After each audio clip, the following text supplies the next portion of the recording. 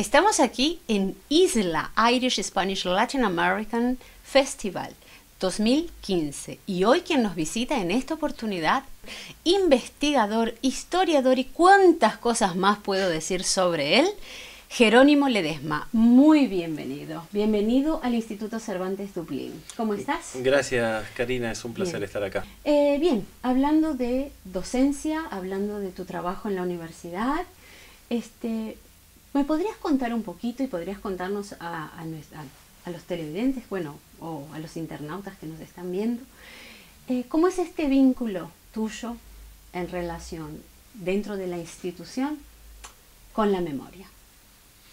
Bueno, es una interesante pregunta. Sí. Yo pienso que estas cosas que soy, que vos decís que soy, Sí. crítico, docente, investigador, traductor, soy esas cosas en el marco de una... Curioso, digamos, todas estas cosas que soy, en el marco de una institución que se preocupa o considera muy relevante la temática de la memoria, que es la Facultad de Filosofía y Letras de la Universidad de Buenos Aires. Prácticamente estoy ahí hace 21 años, porque entré como estudiante, luego me gradué, fui docente, soy docente, y ahora también funcionario últimamente. Y es una facultad fundada a fines del siglo XIX y que el año próximo va a cumplir 120 años.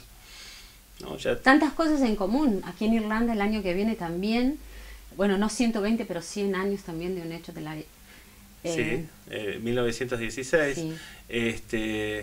Y a donde iba es a que, además de este evento conmemorativo, que es la fundación de la facultad, también se van a cumplir 40 años del golpe de Estado que dio inicio a la dictadura de 1976 a 1983 en Argentina, y que además de desgarrar la sociedad argentina, también dejó sus marcas imborrables en la institución.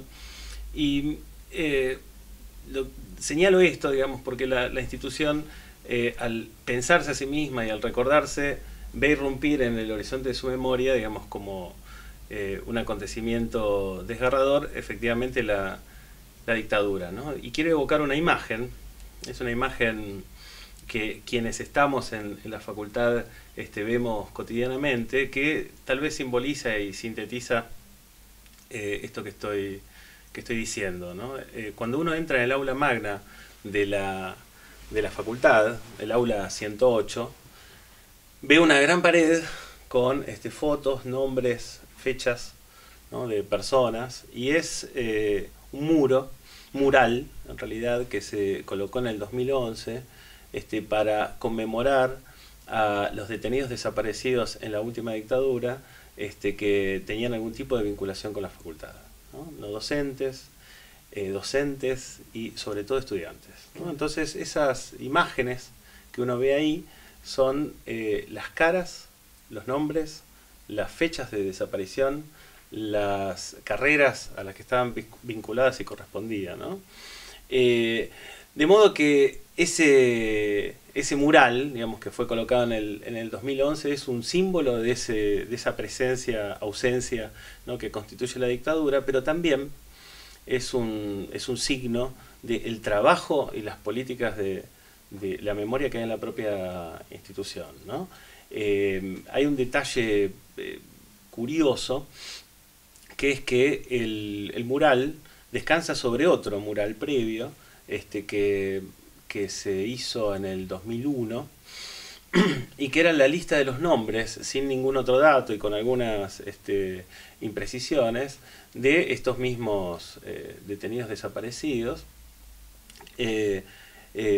pintados por los propios familiares y ex compañeros de las víctimas, ¿no? Entonces el mural que se hizo en el 2011, 10 años después, 10 años después, conserva debajo el otro mural que se hizo en el 2001, y señalo estas cosas porque si bien la dictadura culminó con el retorno de la democracia en el 83, hizo falta que ocurrieran muchas cosas, no en la facultad solamente, digamos, sino en el país, para que fuera posible llegar a instalar el mural, ¿no? También hay que decir que ese mural es resultado de un largo proyecto de investigación de la Cátedra Libre de Derechos Humanos. Es un proyecto colectivo que implicó trabajar efectivamente con la memoria de la institución para llegar a ese resultado, ¿no? Entonces, menciono estas cosas para poner un poco en escena la importancia que la memoria tiene en la institución a la que pertenezco, las dificultades también a las que se ve enfrentada, ¿no? Reconstruir la memoria, trabajar sobre la memoria, no solo, digamos, nos enfrenta a los desafíos propios de un trabajo para exterminar la memoria, que es contra el cual se lucha, sino también afrontar los desafíos epistemológicos, científicos, ¿no? Que representa a una institución universitaria, a una institución académica, hacerse cargo de su propia memoria en estas circunstancias. Muy significativo, porque ya 30 años, o tú dices 40 años, y es algo que está, a pesar de estar en la memoria, es algo muy vivo, muy presente. O sea, es algo que nunca va a pasar. O sea, dentro de la universidad me atrevo a decir que va a ser algo siempre muy latente. Yo creo que las instituciones viven de su memoria, de sus archivos particularmente, ¿no? Las instituciones tienen una relación con el archivo diríamos, de obligación, de conservar los archivos. Entonces, ¿qué pasa con una institución que ve desgarrada, ¿no? desgarrado su propio tejido institucional y debe afrontar esa conmoción en su estructura, ¿no? Yo creo que, por supuesto, es una experiencia como para toda la Argentina totalmente perturbadora, pero al mismo tiempo es una experiencia que desafía el pensamiento crítico, digamos, ¿no? Uno tiene que poder no solo conmemorar, sino digamos, leer, digamos, de todas las maneras posibles ese pasado y enfrentar esa verdad, ¿no? Entonces, no creo, digamos, de ningún modo que se olvide, pero la idea es que uno pueda efectivamente vincularse con ese pasado, y la presencia de los detenidos desaparecidos en esa pared, en el aula 108, que interpela a la institución, esa presencia, ausencia, ¿no? Es un diría, estímulo para encarar estas tareas, ¿no? A propósito de esto, quería comentarte una anécdota que de algún modo es hermana de esta otra, del muro de la 108, que es la siguiente. En una ocasión, cuando yo ocupaba un cargo de gestión en la facultad, era secretario académico de la carrera de letras, un día una profesora de literatura medieval, Susana Artal, se acerca con un libro, ¿no? Que lo tengo acá. Es este libro, ¿no?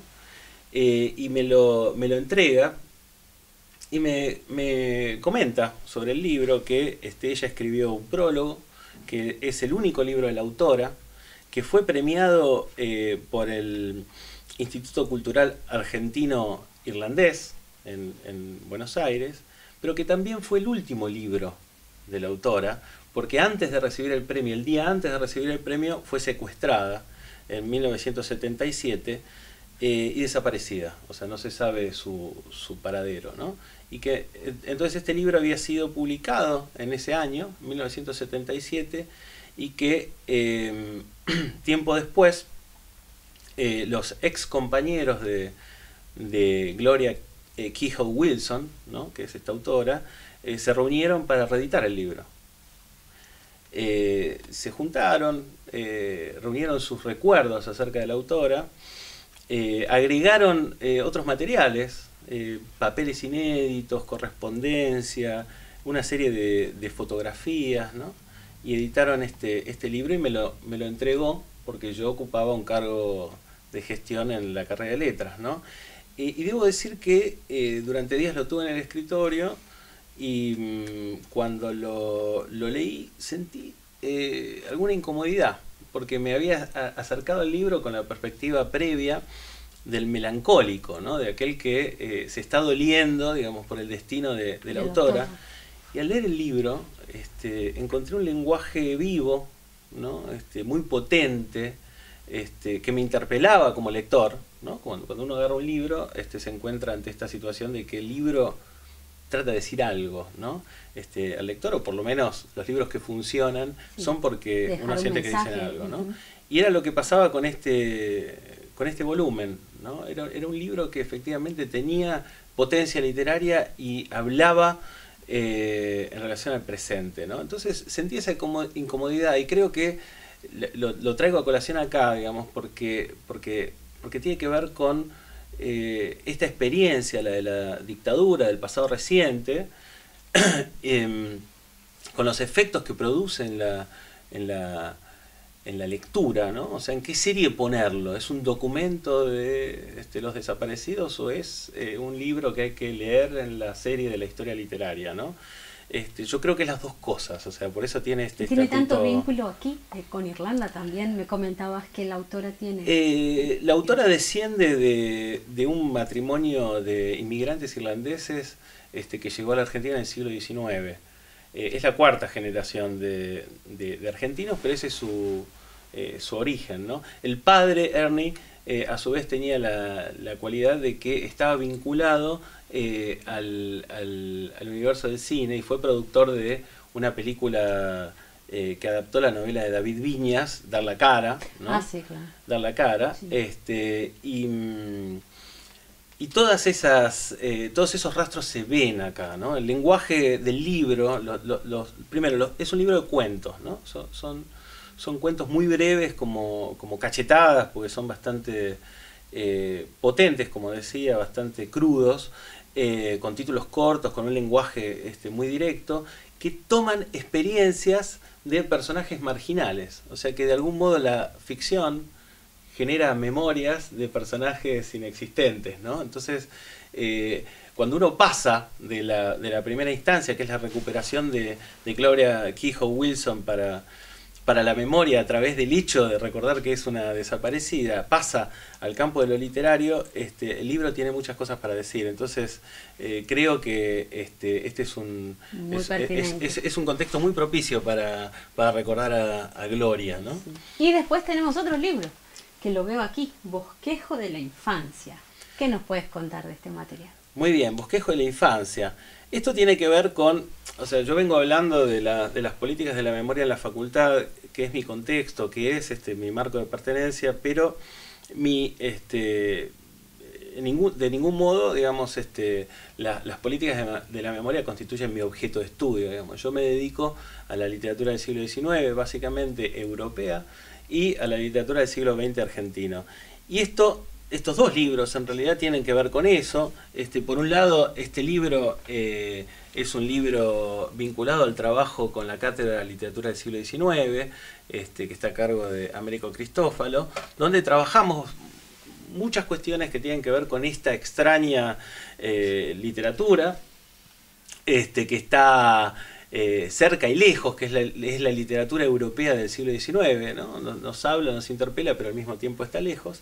Y este otro libro, Bosquejo de la infancia, es una traducción con un estudio de Thomas de Quincey, un autor que trabajo hace muchos años, y como es sabido, la literatura de Thomas de Quincey tiene en su eje la escritura autobiográfica, el trabajo sobre la memoria e incluso la pregunta acerca de qué es escribir acerca del propio pasado, ¿no? Entonces lo traje simplemente porque son algunas de las marcas de mi propia identidad profesional e intelectual que tienen que ver con el contexto de tan pertinente para el tema que nos trae a Isla 2015, que es fundamentalmente la memoria. Entonces todo esto que estás contando desde el inicio, porque has primero como estudiante y después como profesor, como docente y ahora como instructor, y bueno, con todas estas tus actividades, ¿no? que tú tienes, y todas esas conexiones con Irlanda. Yo creo que hay algo más que te gustaría comentar sobre este material. Sí, hay algo que a mí me interesa particularmente, que tiene que ver con el festival, ¿no? El festival pone en relación miradas de distintos lugares, de gente que se dedica a distintas cosas en diálogo, ¿no? Entonces, a mí esos fenómenos de los diálogos que generan nuevas miradas, por ejemplo en relación a la memoria, digamos, pero también en relación a otros temas, me interesan particularmente. Cuando traduzco, cuando leo, cuando enseño, digamos, busco en esos textos que enseño el diálogo entre los temas. Y empezamos hablando de los desaparecidos, del efecto de la dictadura, ¿no? Y este libro de texto, este texto de Thomas de Quincey, Bosquejo de la infancia, Sketch from Childhood, que contiene algunos recuerdos de la infancia de Quincey, tiene un episodio relacionado con unas niñas que él conoció en la casa de uno de sus guardianes, que tenían una discapacidad mental, él lo llama, eran idiotas, dice, y a las que nadie veía, ¿no? Vagaban en su casa como verdaderos fantasmas, ¿no? Entonces él dedica un capítulo entero, este libro salió en una revista en el siglo XIX, a estas niñas, ¿no? Y dice, si nadie las hubiera visto como yo la vi a los 7 años, habrían sido olvidadas para la historia. Entonces les dedica un capítulo, las compara con los parias. Y entonces, a propósito de eso, no sé si conviene cerrar una entrevista con una lectura, pero quería leer un pasaje de lo que yo traduje del inglés al castellano, que tiene que ver con la memoria y que puede invitar a cruzar este texto con otras cuestiones, ¿no? De Quincey está entonces reflexionando sobre las idiotas que no eran vistas en su propia casa, ¿no? Y dice la gente cuando lee los diarios dice, no ha pasado nada. Cuando yo leo los diarios encuentro cosas que podrían hacer llorar a los ángeles, ¿no? Entonces se pregunta, ¿cómo es que ocurre este extraño fenómeno? Entonces da la respuesta, ¿no? Dice, aquí se transparenta la espantosa verdad acerca de lo que está sucediendo siempre bajo la gruesa cortina de la vida doméstica, cerca nuestro, enfrente, alrededor. Mientras las espurias revelaciones de la historia, además de ser en sus 3/4 partes miserables mentiras, no se vinculan con nada mejor ni más noble que las intrigas políticas o las tonterías y atrocidades nacionales. Los diarios son evanescentes y se repiten demasiado, y como la gente no ve nada notable en lo que le resulta familiar, nunca podrá leer lo silencioso y lo sombrío en algo que queda momentáneamente cubierto bajo el griterío balbuceante de la luz del día. Fuerte. Bastante. Pero bueno, este pasaje, aunque está hablando de estas niñas idiotas que él conoció en su infancia, puede servir por montaje para iluminar algunas cuestiones vinculadas a nuestro propio pasado reciente como argentinos. Sí. Muchísimas gracias. El tiempo es muy, muy, muy corto. Nos encantaría poder compartir contigo toda esa sabiduría. Pero bueno, esperamos que puedas volver pronto a Irlanda, a otra isla, quién sabe. Y muchísimas gracias. Gracias a vos, Karina.